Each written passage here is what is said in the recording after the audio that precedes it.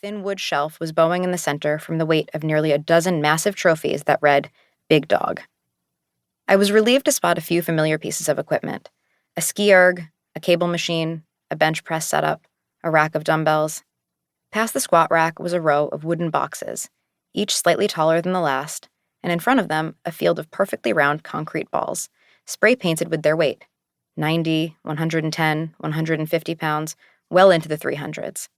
A purple yoga mat was draped over a shelf, shredded as if by a wild animal, and duct taped back together. No downward dog could have caused this kind of damage. At the back of the gym, behind the recumbent bike and the treadmill gathering dust, past the 500-pound truck tire, was the stash of strongman equipment. 2 towers of precariously stacked kegs, the lightest of which was 100 pounds, 2 metal circus dumbbells, a tangle of battle rope attached to a metal sled, farmer's carry handles, enough sandbags to halt floodwaters, and a small black metal box that I assumed to be a coffin for a vampire, but later learned was a replica of something called a Husafell stone. As we wrapped up the tour, a few other athletes started trickling in for class, including the friend who had encouraged me to attend, and another buddy from CrossFit. I clung closely to them in the hope that I would absorb their strength by proximity, or at least be able to hide behind them. Class began when our instructor, whom I had seen eating the cool hand Luke breakfast, lined up 3 metal logs of varying girth and weight, each about 6 feet long, on the floor, and assigned each of us to the one he determined we could lift. I was sent to the 65-pounder, the smallest.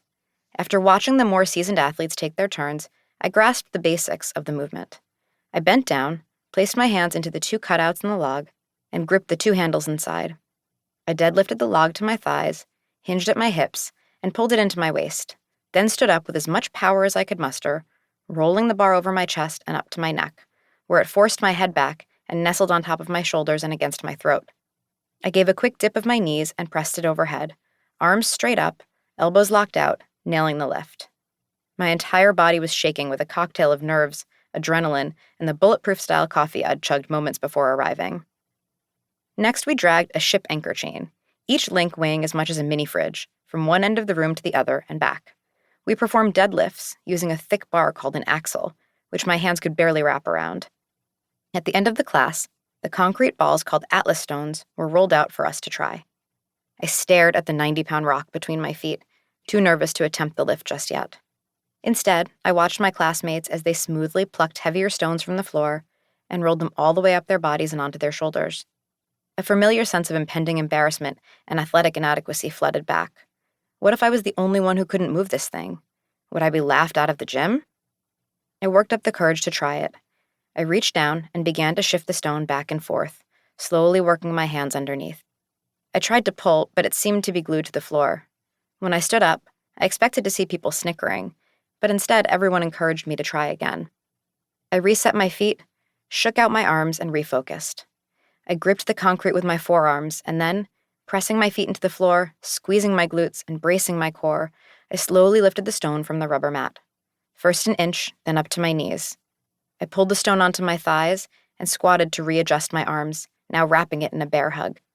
I began to rise, keeping the stone pulled in tight to my body, rolling it over my chest, and finally onto my shoulder. As it rested there, I had time for one mind-blowing thought. Holy shit, I did it. I remember nothing about lowering the stone to the floor, but when I looked down, it was back by my feet. I assumed I should grunt or do something hypermasculine like stomping my foot on top of it. Instead, I leapt up and down like a kid on Christmas morning. I had a sudden, overwhelming feeling that I was invincible, like I could lift any of those giant objects in the gym if I just wanted it badly enough. My veins coursed with electricity, the sensation of unflappable confidence. The athletes of strongman, one of the most primal sports, can pull trucks at 5 times their body weight, rip boulders from the floor and hoist them to their shoulders, and race uphill with a fridge strapped to their back. The ones in the spotlight are giants, huge men the size of 2 linebackers side by side. But in the shadows, training in do-it-yourself garage setups or gyms tucked behind warehouses, and going head-to-head in scrappy competitions in strip mall parking lots, is a subculture of mere mortals, stay-at-home moms, desk jockeys, blue-collar workers, doing the exact same thing, gutting it out for the chance to feel alive.